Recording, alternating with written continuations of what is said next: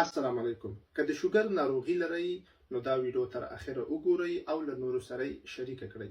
د عامه روغتیا سازمان ښایي که چیرته یو شوګر ناروغي را کنټرول نشي نو 15 غټ خطرات چې پیښیدلی شي یو د سترګو دید کموالی یا ړندېدل دي، دویم د ګردو تکلیف دی، دریم د زړه عمله راتللی شي، څلورم د فلج وهل دي او پنځم د لاندې توکو بالخصوصا د بندونو یا د ګوتو له منځ نه وړل یا کټ کول دي.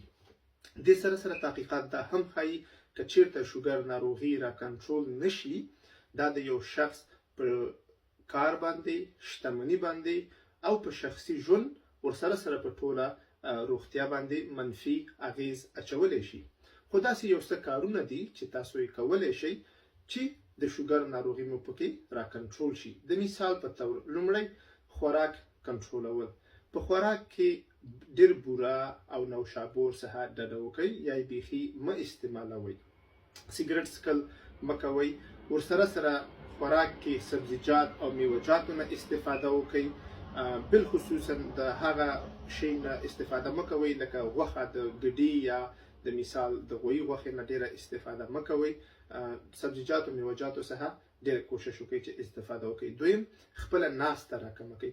ناسته عموما توګه باندې ښه نه ده، روغتیا باندې منفي اغېز اچوي، خو بالخصوصا د شوګر ناروغ دپاره ناسته بیا بالکل ښه نه ده او دې سره وزن هم ډېرېږي. نو بیا تاسو کولی شئ چې څومره ناسته راکمه کوئ هغونه به مو ورسره وزن را کنټرول وي.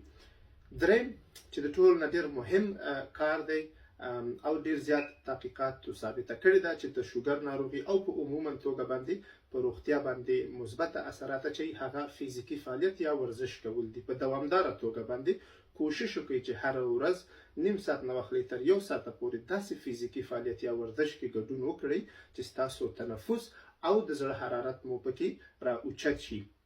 دا له قدم وهلو نه شروع کړئ، سایکل وچلوئ، فوټبال وکړئ، نور فزیکي فعالیت کې یا ورزش کې ګډون وکړئ تر څو مو ورسره ټوله روغتیا ګټوره او سالمه وي. نو دا ویډیو له نورو هیوادوالو سره هم شریکه کړئ تر څو ترې نه ګټه واخلي. د خدای په امان.